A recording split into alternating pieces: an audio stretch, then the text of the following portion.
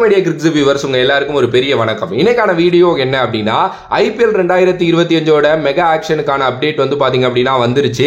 எவ்வளவு பிளேயரை ரீடைன் பண்ணலாம், எப்படிலாம் இருக்க போகுது அப்படிங்கறத பத்தி ஒரு ஸ்ட்ரக்சர்டா ஐபிஎல் சைட்ல இருந்தே அபிஷியலி அறிவிச்சிட்டாங்க. கடந்த ஜூலை மாசம் பிசிசிஐ ஹெட் குவார்டர்ஸோட மும்பைல இருக்கு. அங்க வந்து பாத்தீங்க அப்படின்னா 10 பிரான்சைஸோட ஓனர்ஸும் வந்து மீட்டிங் அட்டெண்ட் பண்ணாங்க. சோ அதோட விளைவா நேத்து வந்து ஐபிஎல் கவர்னிங் கவுன்சில் வந்து பாத்தீங்க அப்படின்னா பெங்களூர்ல மீட் பண்ணி இந்த Tata IPL player regulations 2025 to 2027 ஒரு 8 ரூலா வகுத்து வெளியில விட்டுருக்காங்க. இந்த மெகா ஆக்ஷன் சர்க்கிள்ல நிறைய புதுசா நம்ம பார்க்க போறோம். அது எல்லாமே என்னென்ன அப்படிங்கறத ஒவ்வொரு ரூலா நான் தெளிவா எக்ஸ்பிளைன் பண்றேன். சோ நான் உங்கள் மணி, வெல்கம் டு நம்மளோட கிரிக்ஸிப் சேனல். சோ கண்டினியூவா இந்த வீடியோ பாருங்க. நிறைய கிரிக்கெட் பேசுறதுக்கு நம்மளோட சேனலை சப்ஸ்கிரைப் பண்ணி வச்சுக்கோங்க.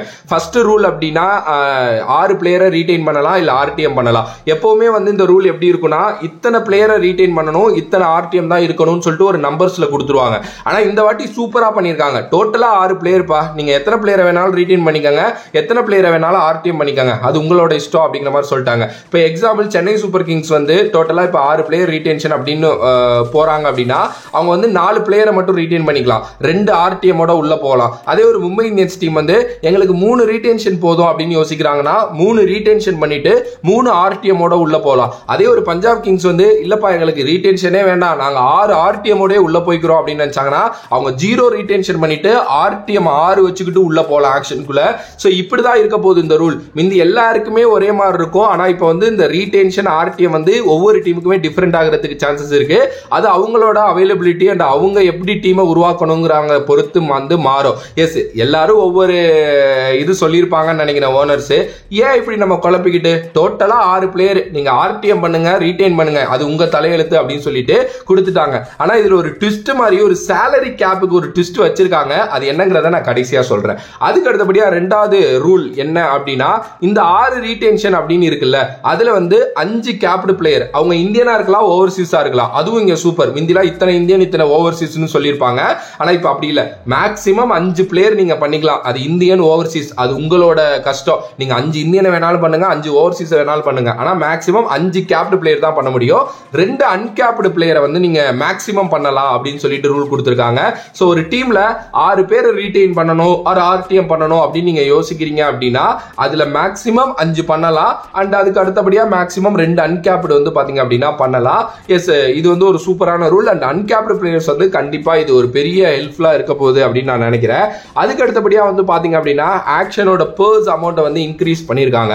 முந்திலாம் ஆக்ஷனோட அமௌண்ட் எவ்வளவு இருந்துச்சு அப்படின்னா 95 to 100 இந்த கேட்டகரியில இருந்துச்சு. ஆனா இந்த 2025 சர்க்கிளுக்கு வந்து 120 கோடி வந்து பாத்தீங்க அப்படின்னா ஆக்ஷனோட பர்ஸ் அமௌண்டா மட்டும் கொடுக்குறாங்க. இதை தாண்டி வந்து பாத்தீங்க அப்படின்னா இன்கிரிமெண்டல் பெர்ஃபார்மன்ஸ் பிளஸ் மேட்ச் ஃபீ அப்படிங்கிற 2 விஷயம் வந்து பாத்தீங்க அப்படின்னா ஆட் ஆகுது.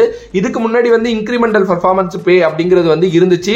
அது இப்போ 100 கோடி மிந்தி இருந்துச்சு அப்படின்னா அதோட எக்ஸ்ட்ரா 10 கோடி சேர்த்து 110 கோடியா அதை வந்து கொடுத்துக்கிட்டு இருந்தாங்க. ஆனா இப்போ வந்து பாத்தீங்க அப்படின்னா இன்கிரிமெண்டல் பெர்ஃபார்மன்ஸ் பிளஸ் மேட்ச் ஃபீ பிளஸ் ஆக்ஷன் ஃபீ அப்படின்னு சொல்லிட்டு 3 விஷயமா இதை டிரைவ் பண்றாங்க. சோ 120 கோடி அப்படிங்கிறது ஆக்ஷன் பர்ஸ். இதை தாண்டி வந்து பாத்தீங்கன்னா இன்கிரிமெண்டல் பெர்ஃபார்மன்ஸ் இருக்கும். இது ஒவ்வொரு வருஷமும் எப்படி மாறப்போகுது அப்படின்னா 146 கோடியா அடுத்து 2025க்கு இருக்கு, 151 கோடியா 2026க்கு இருக்க போது, 157 கோடியா 2027க்கு இருக்க போது. இதெல்லாம் கொஞ்சம் இந்த கால்குலேஷன்லாம் நமக்கு தேவையில்லை, பட் இருந்தாலும் நான் வந்து சொல்லிக்கிறேன். அதுக்கு அடுத்தபடியா வந்து பாத்தீங்க அப்படின்னா நான் ஃபர்ஸ்ட்லயே சொன்னேன்ல மேட்ச் ஃபீ அப்படிங்கிற ஒரு விஷயம் வந்து இன்ட்ரோடியூஸ் பண்ணிருக்காங்க. இது ஒரு சூப்பரான விஷயம் ஹிஸ்டரி ஆஃப் ஐபிஎல் அப்படின்னு சொல்லப்படுது. அதாவது என்ன அப்படின்னா ஒரு பிளேயர் வந்து இன்க்ளூடிங் இம்பாக்ட் பிளேயர் அவங்க வந்து அந்த மேட்சுக்கு வந்து தனியா ஃபீஸ் வாங்க ஃபீஸ் கொடுக்க போறாங்க. ஒரு மேட்ச் அவர் அவைலபிளா இருக்காரு அப்படின்னா 7.5 லட்சம் ரூபாய் ஒரு மேட்சுக்கு அப்படிங்கிற மாதிரி ஒவ்வொரு பிளேயருக்கும் கொடுக்க போறாங்க.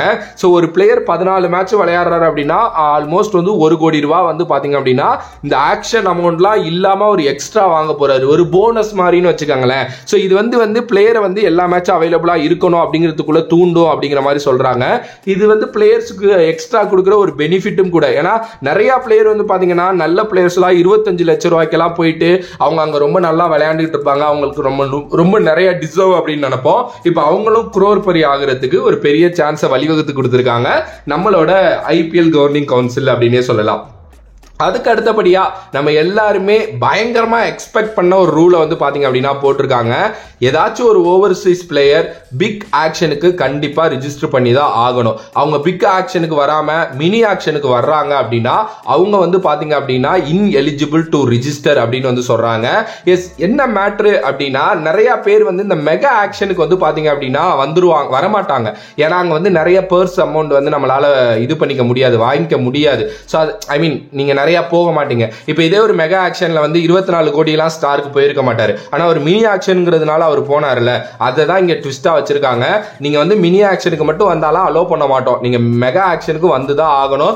மெகா ஆக்ஷன்ல ரிஜிஸ்டர் பண்ணா மட்டும் தான் நீங்க மினி ஆக்ஷன்ல ரிஜிஸ்டர் பண்ண முடியும் அப்படின்னு சொல்லிட்டு ஒரு ரூலை கொண்டு வந்திருக்காங்க. இதை பத்தி தான் ரவிச்சந்திரன் அஸ்வின் பல வருஷமா அவரோட யூடியூப் சேனல்ல சொல்லிக்கிட்டே இருப்பாரு. எனக்கு தெரிஞ்சு அவர் வந்து இது செமையா எக்ஸ்பிளைன் பண்ணுவாரு அப்படின்னு நான் நினைக்கிறேன். அதுக்கு அடுத்தபடியா வந்து பாத்தீங்க அப்படின்னா நம்மளோட எஸ்ஆர்ஹெச் ஒரு விஷயம் கேட்டாங்க அப்படிங்கிற மாதிரி சொல்லியிருந்தாங்கல்ல, அதையுமே வந்து சொல்லிட்டாங்க. அதாவது ஒரு பிளேயர் ஆக்ஷன்ல ரிஜிஸ்டர் பண்ணி அதுக்கப்புறம் டீம்னால ஆக்ஷன்ல எடுக்கப்பட்டதுக்கு அப்புறம் நான் அன்அவைலபிள் பா, எனக்கு வந்து இந்த விஷயம் இருக்கு, எனக்கு வந்து ஹோம் சிக்கா இருக்கு, எனக்கு இதா இருக்கு அதா இருக்கு அப்படின்னு சொல்லிட்டுலாம் நீங்க வந்து வராம இருந்தீங்க அப்படின்னா உங்களை 2 சீசன் நாங்க பேன் பண்ணிடுவோம் அப்படின்னு சொல்லிட்டு அடிச்சு நவத்திட்டாங்க பிசிசிஐ. இது பயங்கரமான ஒரு விஷயம்.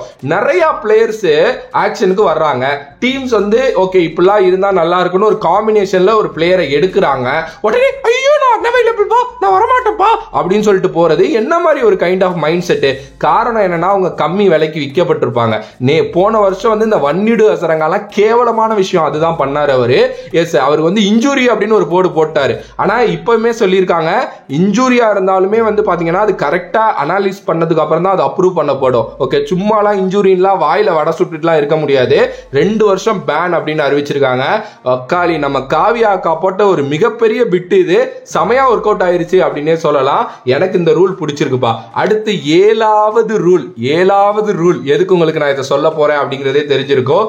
a capped Indian player will be become uncapped if அந்த பிளேயர் வந்து லைக் ODI T20 டெஸ்ட் மேட்சோட கான்ட்ராக்ட்ல இல்ல அப்படின்னா, கடந்த 5 வருஷத்துல அவங்க இந்தியா ஆடல அப்படின்னா இந்த ரூல் வந்து வரும். அதாவது இது நம்ம நிறைய பேசியிருக்கோம். என்ன அப்படின்னா முன்னாடி இருந்த ரூல் தான் இது. இது வந்து கண்டிப்பா எம்எஸ் தோனிக்காகவே கொண்டு வரப்பட்ட ரூல் தான். இப்ப எம்எஸ் தோனி அவர் வந்து கிட்டத்தட்ட 2019லயே அவர் ரிட்டையர்மெண்ட் அறிவிச்சிட்டாரு. அவர் வந்து பிசிசியோட சென்ட்ரல் கான்ட்ராக்ட்ல எல்லாம் ஒன்றும் இல்லை. ஓகே, இப்போ அவர் வந்து பாத்தீங்கன்னா 5 வருஷம் ஆச்சு. இப்போ அவர் வந்து ஒரு அன்கேப்டு பிளேயரா தான் இருப்பாரு. எஸ், இப்போ அவர் கேப்டு பிளேயர் வந்து பாத்தீங்க அப்படின்னா கிடையவே கிடையாது அப்படின்னு சொல்லலாம். எஸ், இந்த ரூல் வந்து உண்மையிலுமே சிஎஸ்கேக்கு மட்டும்தான் நல்லா இருக்க போகுது அப்படிங்கிறது ரொம்ப நல்லா தெரியுது. இந்த ரூலும் கொண்டுட்டு வந்தது ஒரு பயங்கரமான விஷயம். இதனால எம்எஸ் தோனியை ஈஸியாவே ரீடைன் பண்ணலாம். அது எப்படி ப்ரோ, ஏன் அவரை கேப்டுலயே பண்ணலாமே அப்படின்னா, இங்க என்ன மேட்ரு அப்படின்னா நீங்க 5 கேப்டு பிளேயர் பண்ணணும் அப்படிங்கிறப்போ நீங்க பாருங்களேன். இப்போ ஒரு பதிரானா, நம்மளோட ருத்ராஜ், ஜட்டு, சிவம் டூவே, அதுக்கப்புறம் வந்து பாத்தீங்க அப்படின்னா இப்போ ஒரு டெவான் கான்வே, ரச்சின், இவங்க எல்லாருமே கேப்டு. இவங்க எல்லாருமே நீங்க 5 பிளேயரா பண்ணிட்டு ஒரு அன்கேப்டுங்கிற லிஸ்ட்ல வந்து பாத்தீங்க அப்படின்னா நீங்க எம்எஸ் தோனியை பண்ணிட்டு போயிடலாம். அப்படி இல்லாம நீங்க எம்எஸ் தோனியை கேப்டு லிஸ்ட்ல கொண்டு வந்தீங்கன்னா நீங்க ஒரு சமீர் ரிஸ்வி மாதிரி இல்ல வேற ஏதாவது பிளேயர் மாதிரி அன்கேப்டு பிளேயர் மேலதான் போக முடியும். அப்போ வந்து நீங்க இங்க ஒரு பிளேயரை இழக்க வேண்டியது இருக்கும். இந்த ரச்சின் ரவீந்திராவையோ பதிரானாவையோ இல்ல சிவம் டுபேவையோ நீங்க இழக்க வேண்டியது இருக்கும். இது உங்களுக்கு புரியுதா? இந்த கான்செப்ட்ல தான் இது ஒர்க் ஆகும். இது சூப்பரான ஒரு ரூல் சிஎஸ்கே பொறுத்த வரைக்கும் நான் சொல்லுவேன்.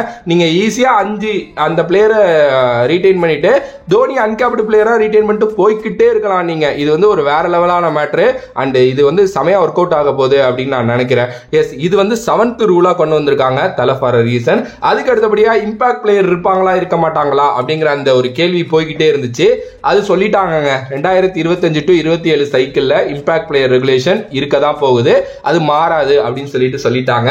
ஸோ இம்பாக்ட் பிளேயர் பத்தி நிறைய கேள்விகள் இதெல்லாம் இருந்துச்சு. பட் அதுக்கு வந்து பிசிசிஐ சிம்பிளா முடிச்சிட்டாங்க, அது இருக்குப்பா அப்படின்னு சொல்லிட்டு. இந்த 8 ரூல் தான். இதை வச்சு நம்ம எந்தெந்த டீம் எந்தெந்த பிளேயர்லாம் எடுப்பாங்க, எப்படிலாம் இருக்க போகுதுங்கிறத பத்தி நம்ம நிறைய வீடியோஸ் இதுக்கப்புறம் தொடர்ந்து பார்க்க போறோம். நீங்க சொல்லுங்க, இதுல உங்களுக்கு ரொம்ப எக்ஸைட்டான ரூல் எது? ஒவ்வொரு டீம்லயும் 6 பேரை ரீடைன் பண்ணணும் வித் ஆர்டிஎமோட அப்படின்னு நீங்க யோசிச்சீங்க அப்படின்னா அது என்னங்கிறத கமெண்ட் பண்ணுங்க. எஸ், இதுல நான் இன்னொரு ட்விஸ்ட் வேற சொன்னல, அதை பத்தி நான் தனியா ஒரு வீடியோ போடுறேன். பட் இருந்தாலும் வந்து பாத்தீங்க அப்படின்னா சிம்பிளா உங்களுக்கு புரியுற மாதிரி வந்து நான் சொல்றேன். இந்த சேலரி பர்ஸ் இருக்குல்ல, அதை வந்து பாத்தீங்க அப்படின்னா டிரைவ் பண்ணிருக்காங்க. அதாவது இப்ப நீங்க 6 பிளேயரை ரீடைன் பண்ணலாம் அப்படிங்கிறப்போ அந்த 6 பிளேயரை நீங்க எப்படிலாம் எந்தெந்த கேட்டகரியில ரீடைன் பண்ணலாம்னு சொல்லியிருக்காங்க. ஃபர்ஸ்ட் பிளேயரை 18 கோடியில பண்ணலாம், ரெண்டாவது பிளேயரை 14 கோடியில பண்ணலாம், மூணாவது பிளேயரை 11 கோடியில பண்ணலாம், நாலாவது பிளேயரை 18 கோடியில பண்ணணும், அஞ்சாவது பிளேயரை 14 கோடியில பண்ணணும். என்ன ப்ரோ சொல்றீங்க? ஃபர்ஸ்ட் பிளேயர், ரெண்டாவது பிளேயர் 18 14, மூணாவது பிளேயர் 11, எப்படி நாலாவது அஞ்சாவது பிளேயர் 18 14 வரும்? கம்மியா தானே வரும் நீங்க கேட்டீங்கன்னா, இங்கதான் ட்விஸ்ட் வச்சிருக்காங்க பிசிசிஐ. ஏன் அந்த நாலாவது அஞ்சாவது ரீடைன் பிளேயருக்கு அதிக அமௌண்ட் கொடுத்திருக்காங்க அப்படின்னா, பிளேயர் அண்ட் ஆக்ஷனுக்குள்ள இழுத்துட்டு வர. இப்போ என்னன்னா ஒரு டீம் சிம்பிளா யோசிக்கிறாங்கன்னு வைங்க, இப்போ நாலாவது அஞ்சாவது பண்ண போற பிளேயருக்கு நம்ம ஏன் 18 14 கோடி கொடுக்கணும், அதுக்கு அவங்க ஆக்ஷன்ல கம்மியா தானே போவாங்க, விட்டு எடுத்துக்கலாம் அப்படின்னு சொல்லிட்டு யோசிச்சாங்க அப்படின்னா நிறைய பிளேயர்ஸ் உள்ள வந்துருவாங்க ஆக்ஷனுக்குள்ள. ஏன்னா எந்த டீமுமே நாலாவது அஞ்சாவது பண்ண போற பிளேயர் மேல 18 14 கோடி கொடுத்து வந்து பாத்தீங்க அப்படின்னா பண்றதுக்கு ரெடியா இருக்க மாட்டாங்க அப்படின்னு நான் நினைக்கிறேன். எஸ், இதுதான் வந்து இருக்க போகுது. பார்க்கலாம் என்ன நடக்க போகுது அப்படின்னு சொல்லிட்டு.